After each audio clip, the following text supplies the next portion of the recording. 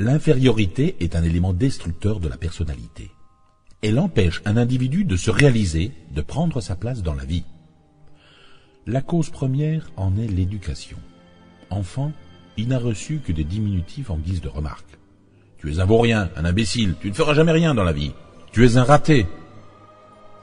Les personnes ayant reçu cette forme d'éducation dès la prime enfance ne peuvent pas être à leur véritable place dans la vie, parce que dès leur départ, on ne les a jamais reconnus par leur famille comme étant des enfants à part entière, avec leurs qualités et leurs faiblesses.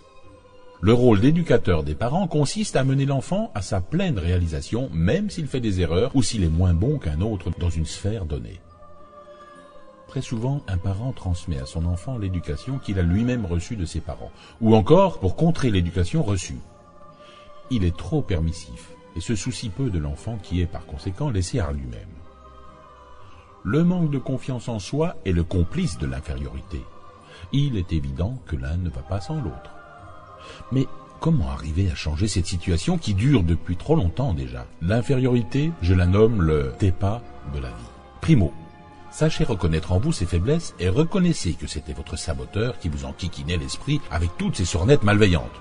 T'es pas capable, t'es pas comme les autres, t'es pas assez bon, t'es pas intelligent, tu n'as pas de personnalité, tu n'as pas de caractère, etc. Vous avez repéré les TEPA? Secondo, acceptez-vous tel que vous êtes, avec votre bagage de personnalité, et changez ce qui ne vous convient plus. Remplacez le TEPA par « j'ai confiance en moi, je suis capable, j'ai les capacités de… » Et avec l'aide de l'univers, vous aurez tous les ingrédients nécessaires à l'accomplissement de votre propre réalisation. Tertio, prenez la place qui vous revient, c'est-à-dire dans votre couple, dans la famille ou dans votre travail.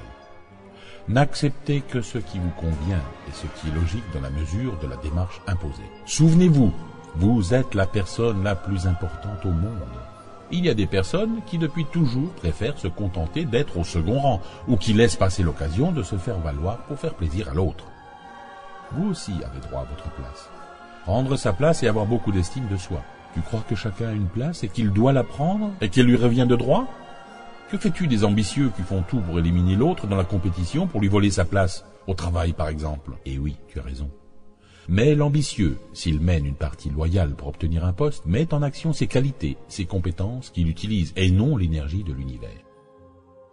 Qu'arrive-t-il quand plusieurs personnes gèrent leurs pensées pour atteindre le même but? Celle qui aura su gérer la situation avec toutes les clés de l'enseignement en évitant les moindres failles en pensée négative présentées par le saboteur aura la victoire. Alors, ce n'est pas juste pour ceux qui n'ont pas la chance de connaître cet enseignement. Eh oui, c'est bien vrai. Mais dans un avenir très proche, ce sera la seule et unique façon de vivre. Vous le savez, c'est un mode de vie autonome.